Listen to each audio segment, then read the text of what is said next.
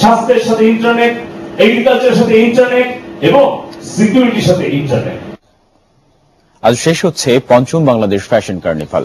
ঢাকার গুলশানে Emmanuel convention সেন্টারে 5 দিনের এই মেলায় দেশি বিদেশি রকমারি পোশাক আর সাজসজ্জা সামগ্রীর পসরার জমজমাট। আসন্ন কোরবানির ঈদকে সামনে রেখে আয়োজিত এই মেলার প্রধান আকর্ষণ উৎসবের পোশাক। বাকিটা প্রতিবেদন থেকে দেখুন।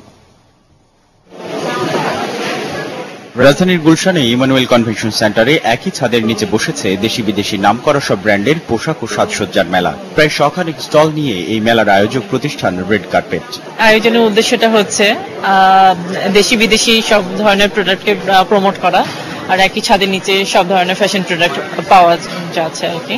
লোকজন বেশ ভালোই আসতেছে, এক জায়গায় সব পাওয়া যায় আর কি, অর্নামেন্টস পাওয়া যাচ্ছে, ড্রেস গুলি পাওয়া যাচ্ছে। মেলায় মূলত নারী ক্রেতাদের জন্যই বাড়তি আয়োজন রেখেছে অংশ নেওয়া ফ্যাশন হাউসগুলো, আর তাই সন্তুষ্ট ক্রেতারাও। অন্যদিকে প্রথম দিন থেকেই প্রত্যাশার সাথে প্রাপ্তির মিলে খুশি বিক্রেতারা। তবে অনলাইন ভিত্তিক পোশাক বাজার নিয়ে আপত্তি রয়েছে দোকান নির্ভর ব্যবসায়ীদের কারো কারো।